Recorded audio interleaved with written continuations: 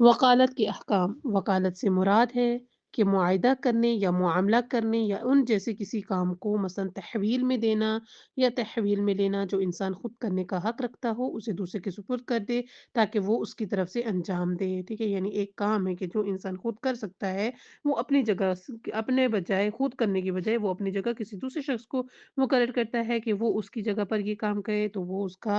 وکیل ہے۔ مثلاً کسی کو اپنا وکیل بنائے تاکہ وہ اس کا مکان بیچ دے یا کسی عورت سے اس کا عقد کر دے۔ لہٰذا صفیہ جو اپنا مال میں تصرف کرنے کا حق نہیں رکھتا اس کے لیے وہ مکان بیچنے کے لیے کسی کو وکیل نہیں بنا سکتا۔ وکالت میں سیغہ پڑھنا لازم نہیں، بلکہ اگر کہ انسان دوسرے شخص کو سمجھا دے کہ اس نے اسے وکیل مقرر کیا ہے اور وہ بھی سمجھا دے کہ اس نے وکیل بننا قبول کر لیا ہے، مثلاً ایک شخص اپنے مال دوسرے کو دے دے تاکہ وہ اسے اس کی طرف سے بیچ دے اور دوسرا شخص وہ مال لے لے تو وکالت صحیح ہے۔ مسئلہ نمبر 22 موکل یعنی وہ شخص جو دوسرے کو وکیل بنائے، اور جو شخص وکیل بنے ضروری ہے کہ دونوں عاقل ہوں اور وکیل بننے اور بنانے والے کا اقدام قصد اور اختیار سے ہو، یعنی میں وکیل بنا رہی ہوں اور دوسرا جو میرا وکیل بن رہا ہے،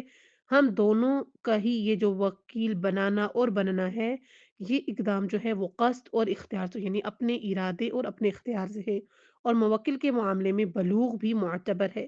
مگر ان کاموں میں جن کو ممیز بچے کا انجام دینا صحیح ہے اس میں بلوغ شرط نہیں۔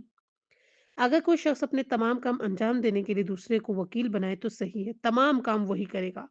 لیکن اسے کہے کہ تم میرے میں کوئی ایک کام کر دو، ٹھیک ہے، اپنے کاموں میں سے ایک کام کے لیے دوسرے کو وکیل بنائے تو اس کام کا تعین نہ کرے تو وکالت صحیح نہیں ہے۔ تو جس کام کے لیے اس کو وکیل بنا رہا ہے اس کو معین کرنا لازم ہے۔ ہاں اگر وکیل کو چند کاموں میں سے ایک کام کا جو وہ